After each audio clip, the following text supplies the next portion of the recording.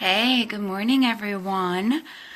So, this is my first installment of my Wellness Wednesday videos. I am going to be doing every Wednesday a video focusing on specific areas of your life and your health. So, for example, today we are going to be talking about sleep.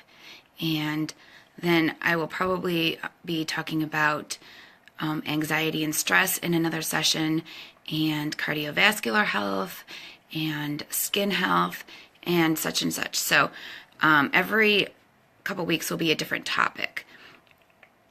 Sleep is a pretty encompassing topic, so it's going to take between 2 and 3 sessions. So for the next 2-3 weeks, you're going to be learning about sleep and how you can help yourself to get better sleep, more quality sleep, and how the essential oils and doTERRA's products can help you to achieve this. For some reason today, my laptop is not working. It works, but the Facebook, I can't post on Facebook. So whenever I go to click on to post anything, it just goes to like a darker screen. It's weird. So I am doing this video on my phone. So I'm not sure. I really don't like doing it on my phone because I have to hold it, but you just have to bear with me until I can figure out the technology difficulties that I am having today. If you see a mist coming by me, it's just my little Luma diffuser, which I absolutely love. And right now I have rosemary for concentration, and patchouli for general well-being, and what's the other one I put in here? I put something else in. I can't even remember now. It's this morning. So I do have a blend. I think it's bergamot. I want to say it's bergamot, but it smells very, very good. Okay, so we're going to start, and today I'm actually going to talk about sleep in general and give you some information about sleep and why it is important in our lives, and some tips for you to do at bedtime tricks to help promote better sleep. I'm not going to go into specific oils today. I'm going to save that for next week because there's a lot of information I want to go through with you guys, and the video would take way too long. So we'll just jump right in. I hope you guys slept well last night, and if you did not, then this video is definitely for you. Okay, so I have notes. So if you see me looking down or looking somewhere else, that's what I'm doing. I'm reading from my notes. So sleep is very important in our lives, and quality essential sleep is extremely, extremely important. We spend about 1/3 of our time sleeping. So that's a big, huge part of our lives. Sleep plays a housekeeping that removes toxins from our brains that build up while we are awake. So as you sleep, your brain somehow, just wonderfully, removes those toxins that we accumulate while we are awake. Sleep affects almost every type of tissue and system in the body. So from your cardiovascular system to your skin, to your heart, which is cardiovascular, but digestion, everything. So sleep is extremely essential. The chronic lack of sleep, which is a big problem in today's society, increases your risk of disorders including high blood pressure, cardiovascular disease, diabetes, depression, and obesity. When I meet with my customers to talk about the oils, I always try to ask them, like, what is their biggest concern? And probably 80% of the time I hear sleep. So a lot of people in today's society are suffering from some type of sleep disorder, whether that be being able to fall asleep at night, or waking up during the nighttime, or just not getting that really, really good, deep quality sleep that is essential.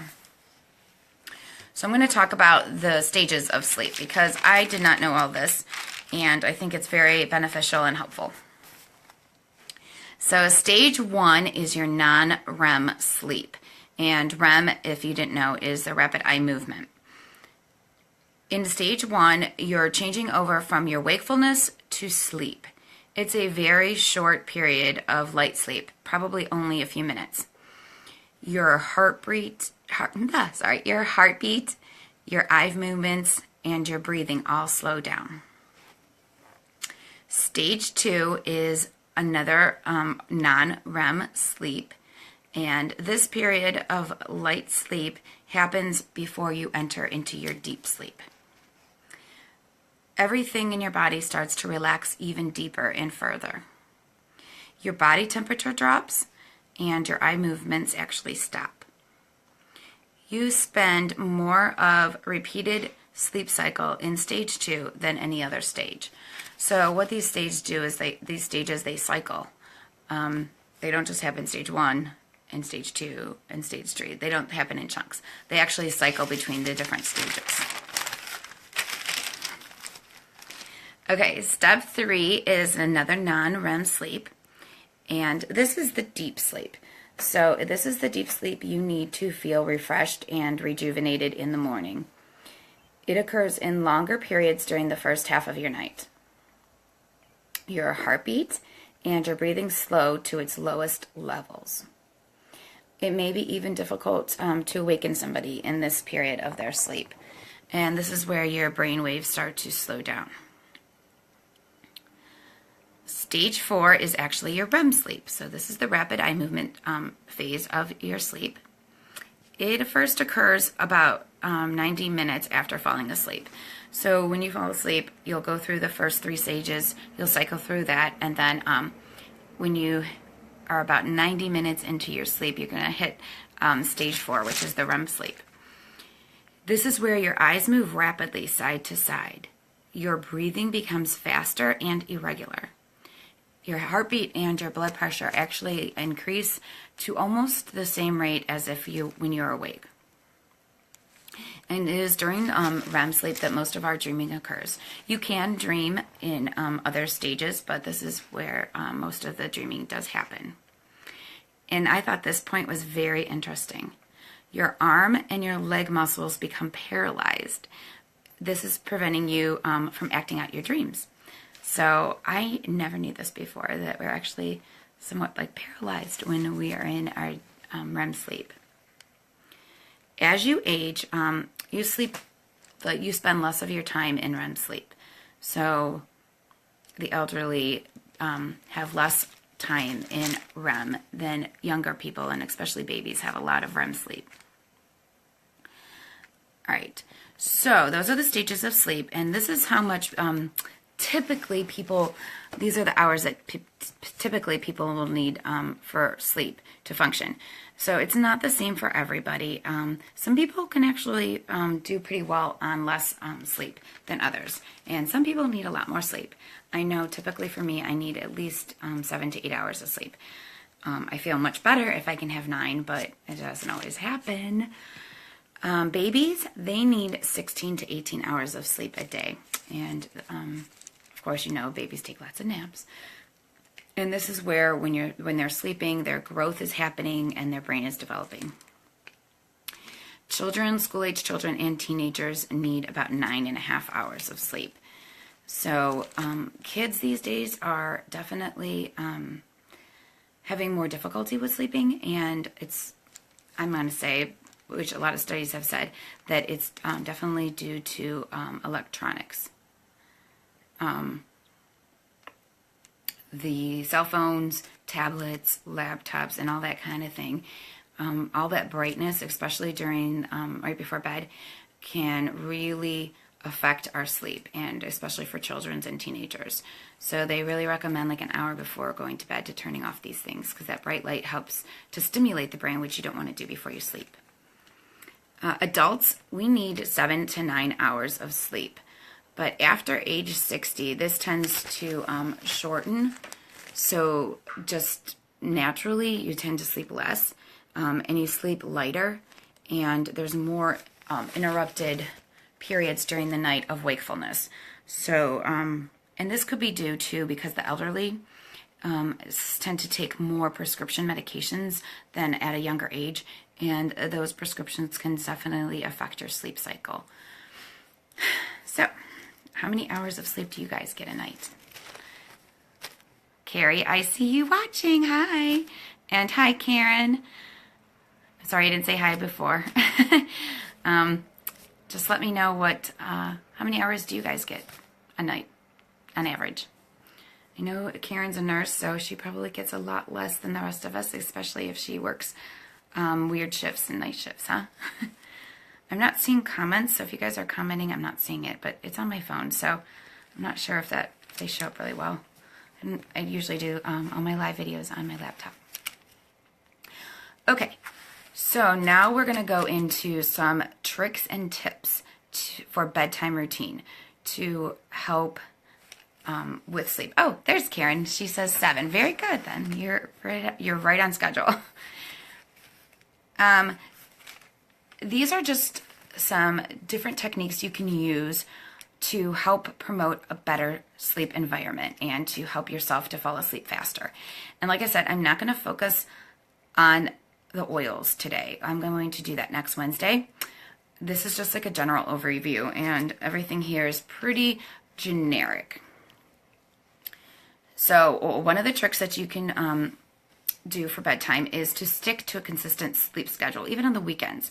So try to always go to bed around the same time every day and then wake up around the same time every day. I mean, it can vary between half an hour and an hour, but the more consistent you are, it kind of sets a routine for your brain, and it triggers those chemicals in your brain that help you to sleep, to fall asleep, and to wake up. Also, try to have a relaxing bedtime routine. If you are, working up to the very last minute before you go to bed, it's going to be really, really hard for you to fall asleep. So try to do a bedtime ritual, which could include taking a warm bath, doing a foot massage, saying some prayers, doing some meditation, doing some light reading to help your mind kind of just relax. And this is where you can incorporate your essential oils. You can use the essential oils when you're taking your warm bath, adding them to them. You can do a foot massage on yourself and use your essential oils in your lotion that you use. You can also apply the essential oils to the bottoms of your feet and to the back of your neck and your chest and your pulse points before going to bed to help you just to inhale those essential oils and to just let your body start to relax more. Another thing you want to do is try to avoid napping in the afternoon, especially the late afternoon. Even like little cat naps or power naps can make falling asleep difficult if that's an issue for you. Some people can take a nap and then go to bed and they're fine, and that's my husband. I swear, he can fall asleep on that couch and sleep for an hour or so and then get up and just go right to bed. Now, if that was me, that would just energize me way too much, and I would not be able to fall asleep. So I do not nap unless I'm sick. And that's okay then. When you're sick, you need that extra sleep for your body to heal. So then that's a different situation. But typically, if you do have a hard time falling asleep at night, try to avoid any kind of napping. You want to incorporate exercise into your lifestyle. And of course, exercise is good for tons and tons of different reasons, but it will also help for you to sleep better. Even light exercise is better than nothing, because exercise just helps increase those endorphins, and then your body will relax afterwards. So just avoid exercising late in the evening. So like anytime, like after 5, try not to exercise, because that's going to stimulate you too much. So try to get your exercise in beforehand if you can. Check out and evaluate your bedroom. So most people may not think about this, but your bedroom could be a problem for you while you're not sleeping. So your room should be cool. It actually should be between 60 and 67 degrees. So that might sound a little cold, but then you can have some heavier blankets on top of you. But the cooler it is, the easier it's going to be for you to sleep and to fall asleep and to stay asleep. If it's really hot and stuffy, you're going to be uncomfortable and you're not going to be able to sleep better. You also want to free your room for any noise and light. So use blackout curtains, shades, blinds, whatever can prevent that light from coming in the early morning hours and waking you up, unless you have to wake up early. But if you try to keep your room very dark, that's going to tell your brain that it's time to go to sleep. So, even putting on, if you can't make your room dark, you can put on, those eye mask type things. Personally, I can't sleep with those on, but I know for a lot of people they do work. You can also free your room from any kind of noise and distraction. So if you need to use like a white noise machine, which we have one in all of our bedrooms, or some kind of fan or humidifier or something that makes kind of a light noise that's in the background, that actually helps promote sleep. So I know that if the room is too quiet, I cannot sleep. I can hear every little noise or movement of the house. So that really helps me out. Evaluate your mattress and your pillows. So usually the mattress life expectancy of a mattress is 9 to 10 years. So if you're not sleeping well, it could be the quality of your mattress. So make sure you get a mattress that fits your needs. If you need a more firm mattress, if you have back problems, then, go with that. Sometimes people need something soft. They love that really, really nice soft type of mattress. I actually just got for Christmas this really awesome, it's kind of like a gel foam topper that you put on top of your bed. And it has it's like an egg crate, so it has the bumps, and I absolutely love it. It is wonderful. And I have a bad back, so it really makes my back feel better too. So that might be something you want to consider. And make sure your pillow is one that helps to support you. You don't want a really mushed up pillow. So one that is very comforting on you and that supports your head and your neck. Having warm hands and feet is really important when you're trying to fall asleep.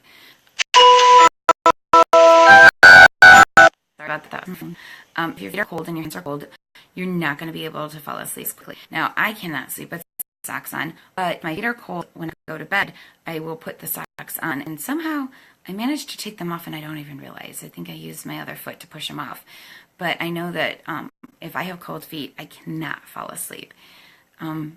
More times than not, I just find my husband's legs, which are always so nice and toasty, and I'll just warm my feet up on his legs because they're so cold. And he doesn't mind. He's really good about it.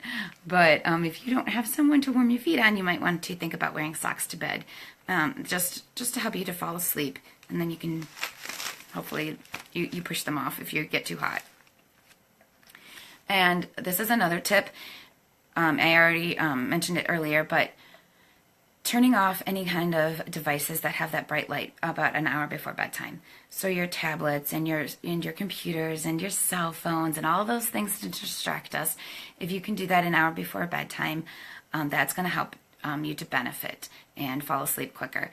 Personally, I can still watch TV at night before I fall asleep, and I don't watch it in the bedroom. I watch it in the family room.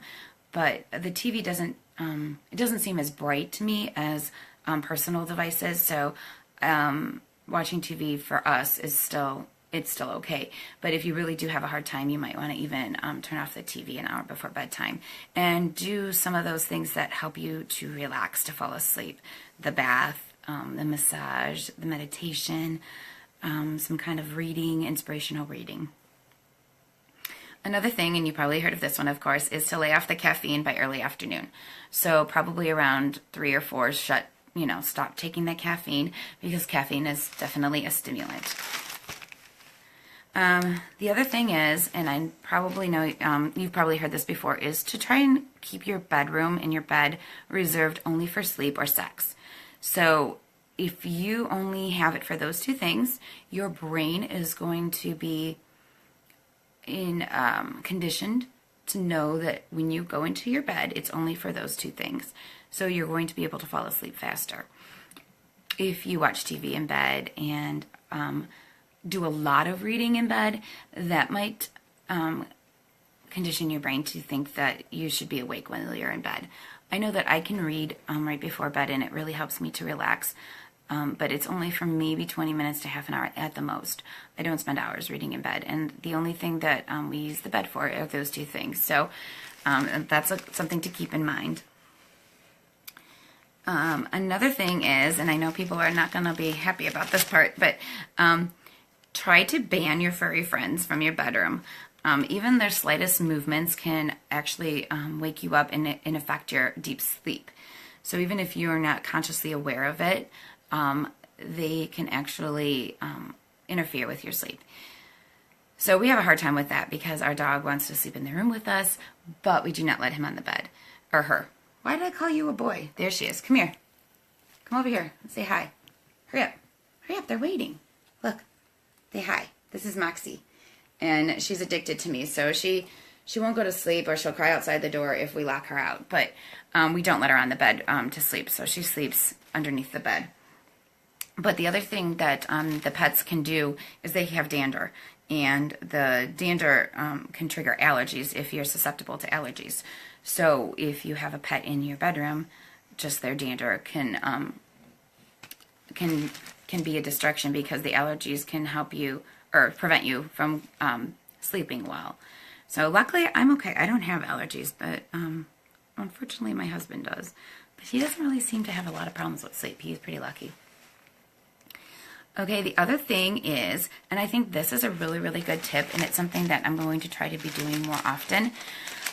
It is to take time in the evening, maybe like that hour before you go to bed that you should not be on your devices, to work through your day.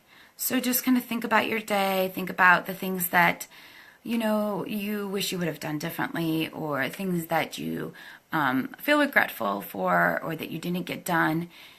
Things that actually happened that were great, happy moments of your day.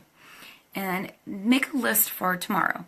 So make a little to-do list of things that you want to get done tomorrow that maybe you didn't get done today, or that are on your mind. This way, when you go to sleep, you're not going to be thinking about what you need to do tomorrow. And you're not going to be revisiting your whole day in your head again. This is a big reason why people can't fall asleep, and especially women. Women tend to lay there and think and think and think and think. And that's a hard thing because you feel like you can't turn your brain off. So if you try to process your day before going to bed and making a list of things you have to do in the next couple days, that will actually kind of like relieve your brain from thinking about it, because it's on paper and it's a hard copy. So it's going to encourage you to just have that clear thinking and have your conscience cleared before you go to bed. And I'm not sure if you guys are praying people, but praying before bedtime is a really, really good thing, because that's another way where you're actually reviewing your day with God and talking about the things that maybe you're sorry for, the things you're grateful for, and things that you are hoping for. If you're a prayerful person, nighttime prayers can be a very helpful way to promote a good night's sleep. Another thing, it's kind of on the same wavelength as prayer, is doing some kind of yoga or meditation to help your mind and body to wind down. So yoga isn't really the kind of exercise that is a stimulating type of exercise, so it's okay to do in the evening and before bedtime, and it's actually encouraged. Yoga helps our bodies to relax. It helps our minds to just let go and to wind down. So if you can squeeze in some meditation or some yoga before bedtime, you're going to help your sleep quality. You can also do some simple breathing exercises. Breathing, taking deep breaths in through your nose and holding, and then exhaling through your mouth. It actually helps your body to relax and to feel calmer and let those tensions of the day to release. So just doing a deep inhale.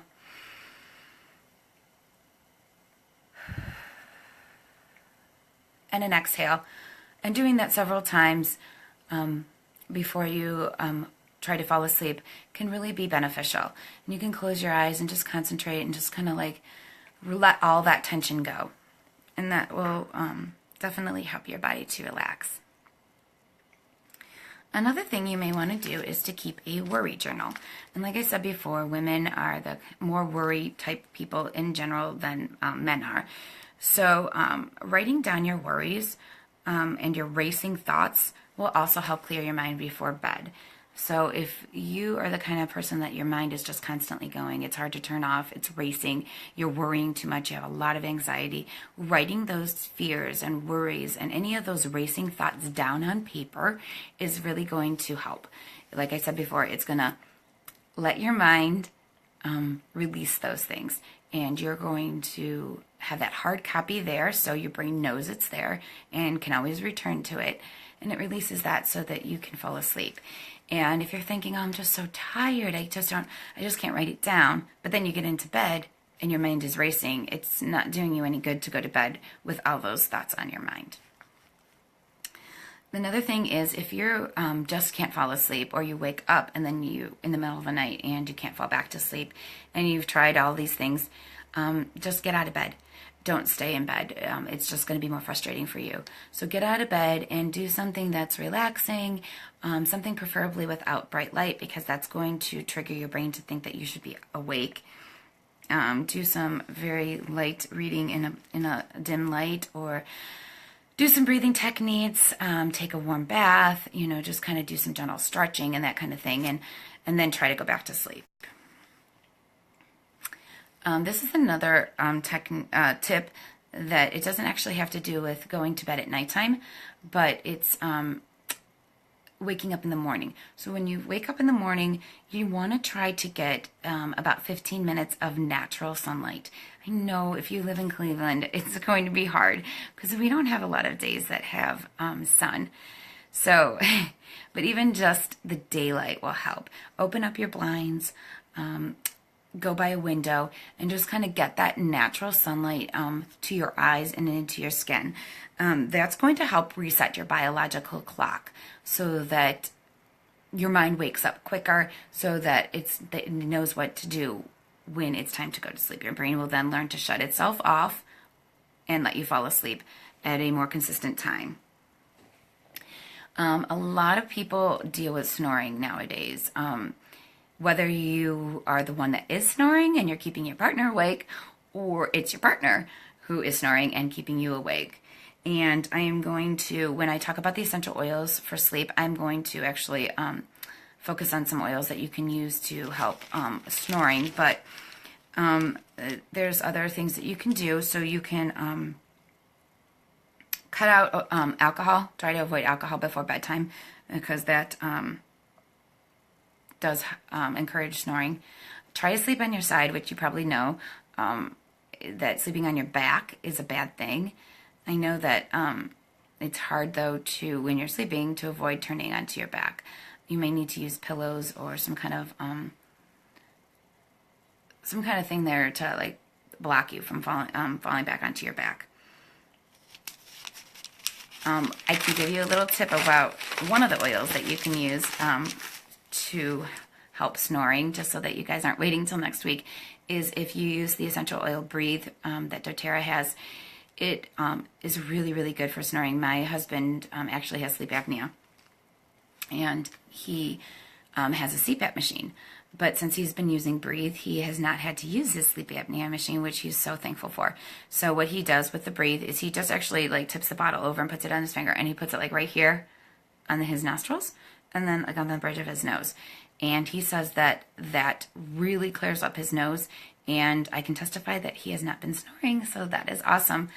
You can also diffuse Breathe in a diffuser overnight in your bedroom, because inhaling it will also help open those passageways. And the last thing is, if you do have sleep apnea, you're probably going to want to go in and get that checked out. Because sleep apnea is when you stop breathing for short periods of time during the night, and it can be very dangerous. People actually, if it goes on for a long time, could actually die from sleep apnea, especially if they don't have a partner that tells them that they are stopping breathing in the middle of the night. It's really, really bad for your sleep habits. If you aren't breathing during the night, you're actually waking yourself up, even if you don't realize it. So people who have sleep apnea tend to be very, very tired during the day. Sometimes they'll even fall asleep in the car while they're driving, or if you stop for a red light, or you stop at an off ramp. If you catch yourself falling asleep at the wheel, that could be a really big sign of having sleep apnea. And actually, my husband was doing that, and that was very concerning for me. So that's why he did a sleep study and got on the CPAP machine. But seems like right now he doesn't need it, which is great. And he also has lost weight. So losing weight is another way that you can help with sleep apnea, because if you tend to be overweight, it could also affect your breathing and your ability to sleep throughout the night. Okay, so that is it for today. I hope you guys have learned some things about sleep and how to get better quality sleep. Next Wednesday, I am going to get on sometime during the day. Usually the morning or the afternoons are better for me, because then the family comes home and you guys will not hear what I say, because they're just so loud and they talk so much, which is great. But it's better and easier for me to get on during the morning or the afternoon. And you guys can always rewatch this video if you did not catch me live. And if you are watching it in replay, comment. Leave me comments about how your sleep is. What difficulties do you have with sleeping? How many hours do you sleep a day? Let me know if you like the video, if it was helpful for you. And next week, we're going to get into the juicy part of what oils and other doTERRA products you can use to help support your sleep and to get much better quality of sleep. And since I've been using the oils and the doTERRA supplements, I can tell you that my sleep is so incredible. It is so much better than it has ever been in my whole life, because I've always been a very, very light sleeper. And now I'm sleeping so deeply that I don't even know I'm sleeping. And I used to be the kind that would know that I'm actually asleep. It was weird. Like, I would turn over and I would wake myself up just by turning over. So you want to stay tuned next week and learn about these awesome products that will help you with your sleeping. So have a great day. Have a really good night's sleep tonight. And I will get back on here next Wednesday. Bye, you guys.